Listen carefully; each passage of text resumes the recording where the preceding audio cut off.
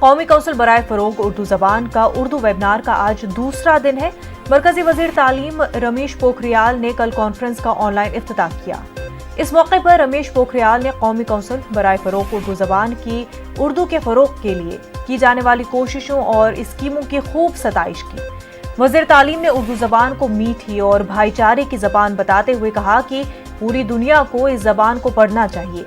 उन्होंने उर्दू अदब और जबान के लिए काम करने वाले लोगों की हौसला अफजाई के लिए कई अवार्ड का ऐलान किया। कौमी कौंसिल बराए उर्दू फरोग जबान की जानिब से अमीर खुसरो, मिर्जा गालिब, आगा हशर कश्मीरी, राम बाबू सक्सेना, दयाशंकर नसीम, पंडित नवल किशोर और प्रेमचंद के नाम पर अवार्ड दिए जाएंगे। इलेक्ट्रॉनिक मीडिया, सोशल मीडिया और उर्दू अदीबों की जिम्मेदारी के मौजू पर शुरू हुए 2 रोजा बैनुल-अक़वामी वेबिनार में 15 से ज़ायद ममालिक के माहिरीन शिरकत कर रहे हैं। उर्दू सम्मेलन को करता है और विश्व में उर्दू के माध्यम से मानवता का संरक्षण हो, या विचारों का संवर्धन हो, या समाज में फैली तमाम बुराइयों को दूर करने का विज़न हो, या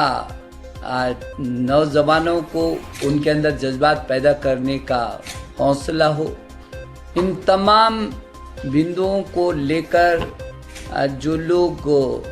अपनी शायरी के माध्यम से, अपनी कविताओं के माध्यम से, कहानियों के माध्यम से, उपन्यास के माध्यम से, तमाम लेखों के माध्यम से विभिन्न विधाओं में अपनी रचना धर्मिता को बाहर निकाल करके उर्दू भाषा जो बहुत खूबसूरत है और जिसके हर एक शब्द में माधुर्यता है, दिल तक पहुंचने और उसको छूने की जिसमें